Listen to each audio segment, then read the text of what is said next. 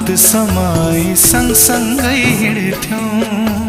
कसरी गर्छौ ए मेरी सानो, त्यही बाटो मेलापात पराईको, त्यही बाटो मेलापात पराईको। फेरि भेट हाम्रो होला नहोला, पाउँदैछौ अब साथ पराईको।